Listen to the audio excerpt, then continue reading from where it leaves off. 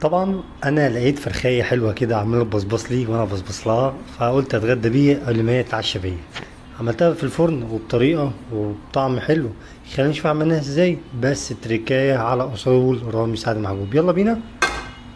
طبعا اول حاجه طبعا جبت صينيه تيفال، وجبت اي خضار عندي، اي نوع خضار جبت قطعت اي تقطيعه زي الجزر والبصل.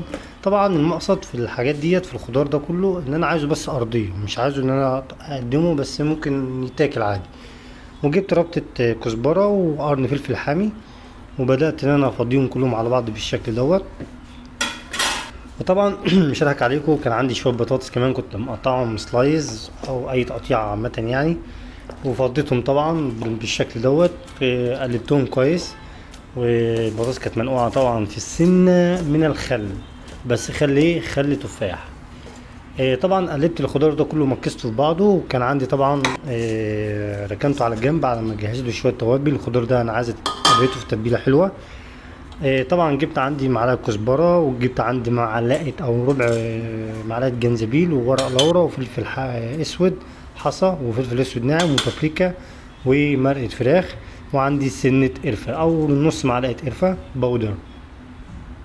وطبعا مش هضحك عليكم، بعد ده كله رحت جاي مفضي التوابل دي كلها على صينيه الخضار. وكمان يا سلام بقى لما اديت لها معلقه الهريسه اللي هي السبايسي، ظبطت معايا الكلام زي ما انتم شايفين كده. كان بصراحه كان طعمه حلو. اديت لها طبعا ملح على حسب الرغبه، هو يعتبر معلقه ملح عشان الخضار. قلبت ده كله، وطبعا بعد ما قلبت ده كله دخلتها او ما دخلتهاش التلاجة دلوقتي، بس جهزتها ركنتها على جنب على ما ابدا اجهز الفرخه بتاعتي وابدا ان انا اظبطها. ركنت الصينيه على جنب وبدات اجيب بلانشي عندي. ودي الفرخه اللي حاولت تعكسني طبعا. بدات ان انا اخليها بالشكل ده واكسر عظمها واشيل المؤخره بتاعتها، وبدات ان انا الفرخه طبعا انا حطيتها في خل وملح وليمون، وبدات ان انا اكسرها بس ان انا افردها، مش عايز ان انا اقطعها او ان انا اعمل فيها اي حاجه تاني. كفايه عن كده. بدات طبعا ان انا اشرحها من الجناب او من عند الاعصاب بتاعتها بالشكل ده اللي انتوا شايفينه، عشان التتبيله تتجانس معاها كده وتظبطها الدنيا. جبت نفس العلبه اللي انا كنت حاطط فيها الفراخ ونقعها فيها عشان ما ازفرش الدنيا عندي. عندي شويه تتبيله مارينيه اللي هو عباره عن جزر وبصل وطماطم وربط الكزبره، مجهزها من بدري وضاربهم في الخلاط ني في ني.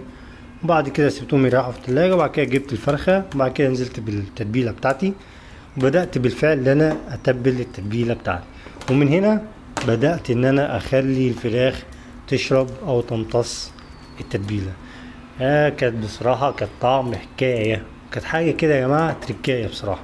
بدأت ان انا الغوص شوية، لغوص كده بالطريقة ديت، واخلي الفراخ تشرب المارينيه، وبدأت ان انا اقلبها فوق لتحت لتحت لفوق وعلى الجناب عشان التتبيله تتجانس معاها.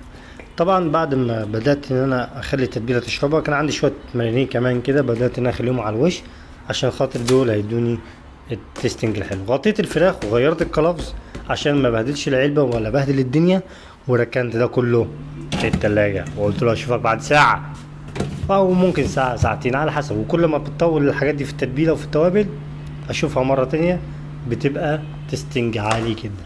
طبعا بعدها بفتره جبت الصينيه طبعا اللي كان فيها التوابل، وعملت عليها تيستنج كده على النار، بس على النار مش في ميه. كان الخضار فعلا كان خد مارينيه. كان عندي شويه مارينيه كمان فضيتهم على الفرخه. طبعا كل دوت عشان يدي تيستنج حلو قوي في الفرخه. كان عندي شويه ميه مغليين، بدات اغلي شويه ميه خالص، بدات انزل بيها على الجناب عشان ما اضيعش المارينيه ويدي لون حلو في الفرخه وانا بحمر. طبعا جبت شويه مارينيه فاضلين وبدات الحس العلبه كده وانزل مكان ما صبيت ميه. بعد كده نزلت بمعلقه زيت عشان يديني سنه القرمشه وسنه التست. دخلتها الفرن بالفعل. بصراحه كان تيستنج يا جماعه جميل قوي. دي الصينيه، وبدات بصراحه الصينيه كانت شكلها حلو قوي. شايفين عامله ازاي؟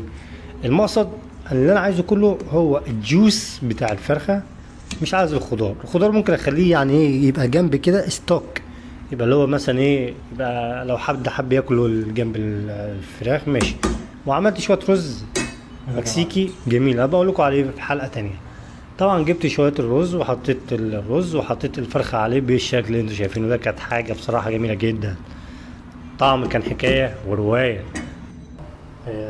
رز اللي هو البابريكا، في ناس بيقولوا عليه رز مكسيكي، وفي ناس بيحطوا له خل على حسب.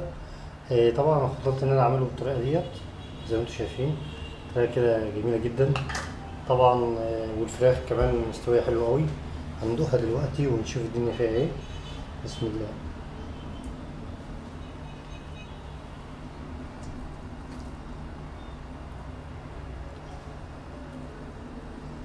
حرفيا سخنه جدا.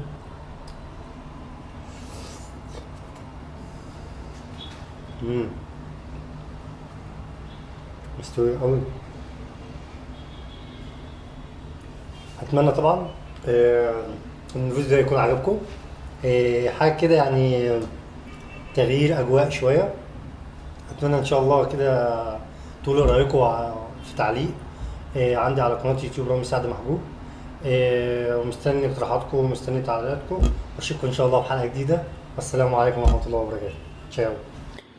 طبعا انا كنت لسه صاحي من النوم، فالاكله عملتها كده على السريع، بس كانت حاجه بصراحه جميله قوي، وبصراحه طلعت صدمه وطلعت مفاجاه بالنسبه لي. اتمنى الفيديو يكون عجبكم، والسلام عليكم ورحمه الله وبركاته.